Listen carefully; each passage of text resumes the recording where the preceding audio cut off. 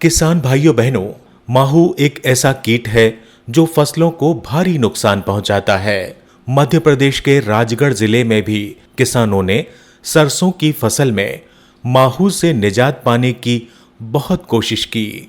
नाना प्रकार की रासायनिक दवाओं का प्रयोग किया, पर नतीजा ना के बराबर मिला और फसल उत्पादन में लागत बढ़ी सो अलग।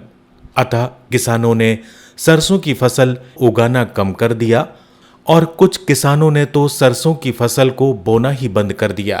फिर रिलायंस फाउंडेशन ने किसानों को विभिन्न माध्यमों से सलाह देने के उद्देश्य से गांव में प्रवेश किया, जिसमें किसानों को डिजिटल फार्म स्कूल से जोड़ा गया।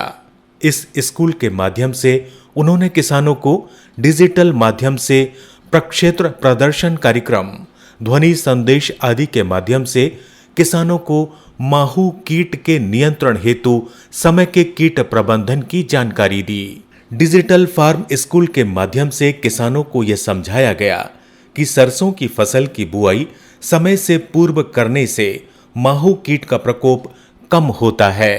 मेरा नाम देवू रेवारी है, ग्राम दथोरी, जिला राजगढ़, तहसील खुजनेर। सरसों की जो बुआई की थी रिलायंस फाउंडेशन के माध्यम से जिसे जानकारी मिली थी, समय पे बुआई करने से फसल उत्पादन ज़्यादा हुई एवं महुए की शिकायत नहीं आई। साथ ही समय के कीट नियंत्रण के तहत किसानों को यह बतलाया गया कि कीट ग्रसित पौधों की टहनियों को कैंची से काटकर पॉलिथीन बैग में एकत्रित कर जमीन में गड़ा देने से कीट का फैलाव कम होने से माहू कीट को नियंत्रित किया जा सकता है।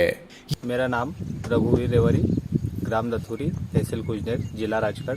सरसों में महुए ज़्यादा लगने पर रिलायंस फाउंडेशन से जानकारी लेकर उसमें कैंची से जिस दगाल में ज़्यादा था उसको काटकर पन्नी में भरकर गड्ढे में डाल दिया। उससे दूसरे खेतों में महुआ नहीं फैला और उससे फायदा हुआ। यह बहुत कम खर्च में बहुत अच्छा जैविक उपाय था। जी हाँ, यह बात जब किसानों को पता चली कि ऐसा करने से माहू कीट को नियंत्रित किया जा सकता है, तो अन्य किसानों ने भी ऐसा करना शुरू कर दिया।